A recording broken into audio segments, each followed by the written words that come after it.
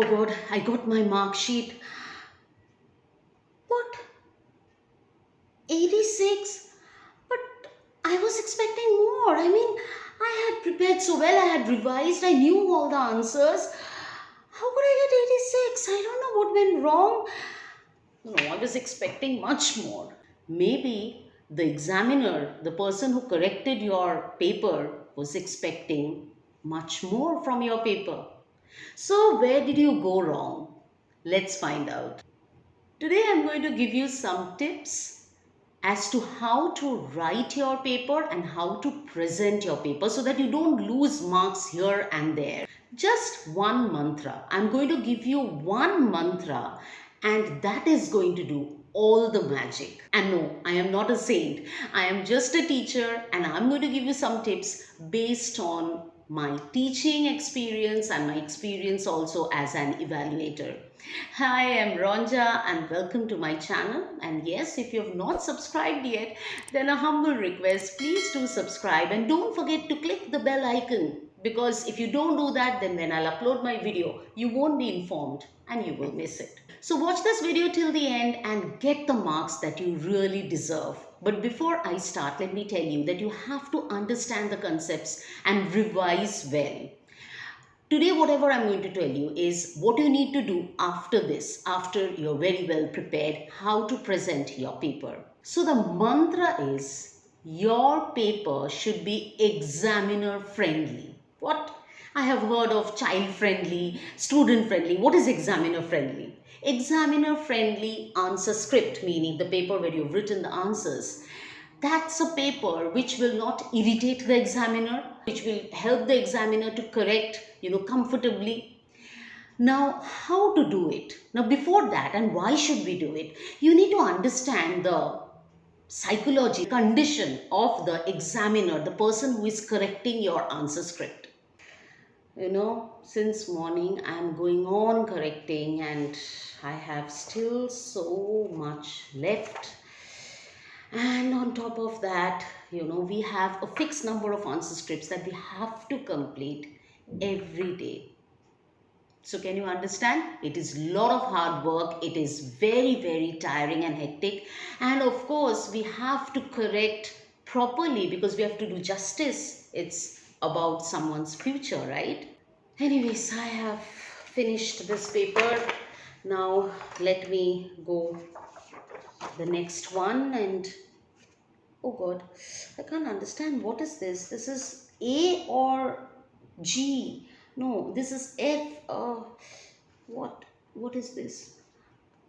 Can you understand how difficult it is for the examiner if the examiner is unable to understand the words that you have written, and the examiner has to read like this the whole paper, 80 marks, how much you have written, right? So obviously it's going to be very, very difficult, very tough. So the moral of the story is that you need to write in good handwriting. Ma'am, now I can't practice handwriting now and my handwriting is not good. Okay, I understand. If that is the case, then at least you keep this in mind that your handwriting really matters. And I'm telling this from my experience. I don't want to go into the details, but it really, really matters. So give your best shot. And let me give you a suggestion.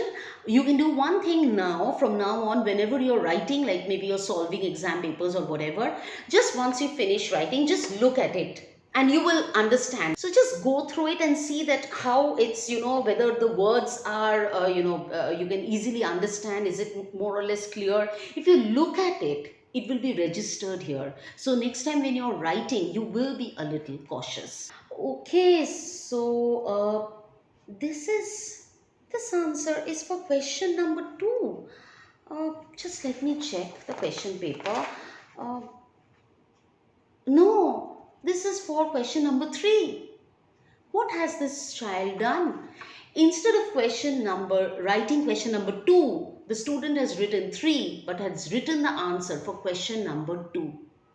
So imagine, technically then, this answer is wrong. You should not write the wrong question. You will just simply lose marks, right? Okay, I have written the question number correctly, and Oh God, no, this should be, I think it is correct and I wrote wrong. Oh God, what will the teacher think? And I have cancelled it. And just look how I have cancelled.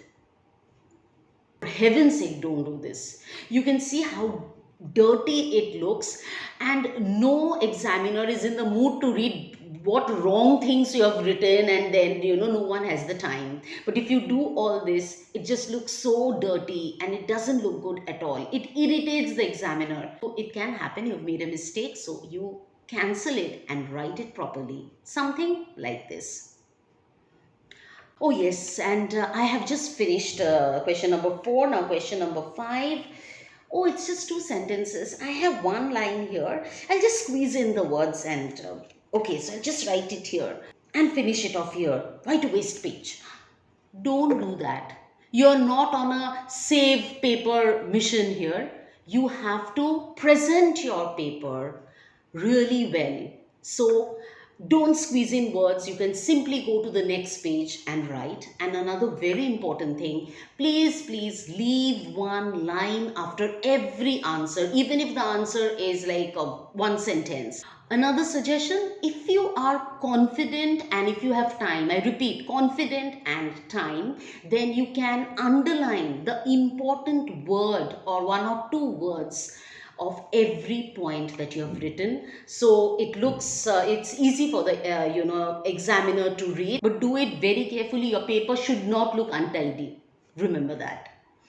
When you are writing answers, I would always recommend that you write in points. But remember, point does not mean one or two words. So each point should be clearly explained.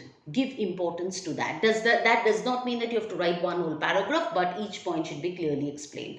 Another thing that I would tell you is, if you can, then first you write one introductory sentence. I'm not talking about language like literature, English, or your the other language that you have. I'm talking about subjects like physics, chemistry, bio, or history, geography, economics. Okay, so what you do, you first write one introductory sentence, then go to the next line, and then you write one after the other. You write the points.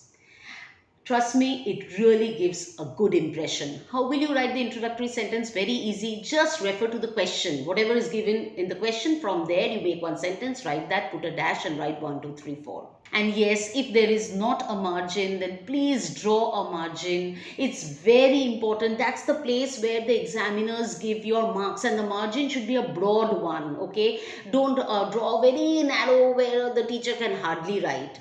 As I told you, you're not on a mission to save paper. Okay, and if you have maths, then of course to your right you must draw a rough column, and there you do the rough work. Don't do it here and there.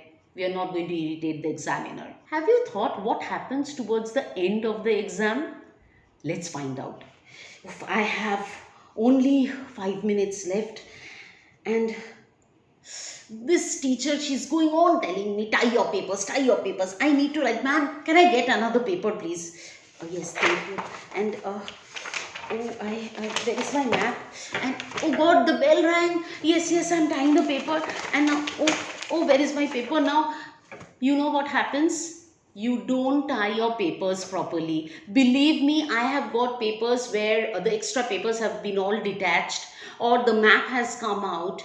So please don't do it. You have put in so much of effort to write, and sometimes even while tying the paper, you don't tie it one after the other. So after question 5, question 7 starts in the middle of question 5, so it's very difficult. Then examiner again has to turn and find out the pages and the answer where you have written.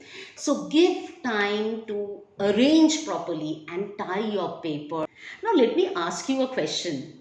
Have you thought which is the most important time, the part, of this 2 hour or 3 hour exam that you have?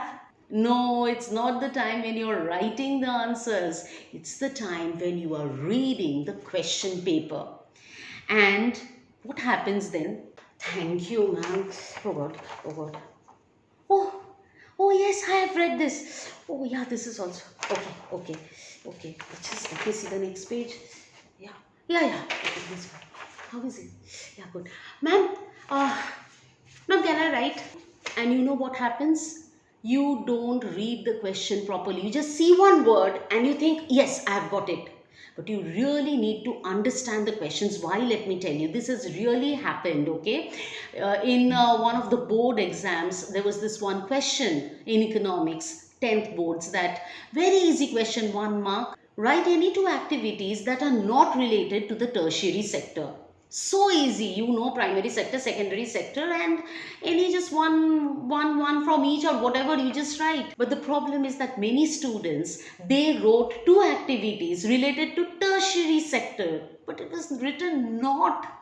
So they didn't read two activities tertiary sector, they wrote the answer. So what happens?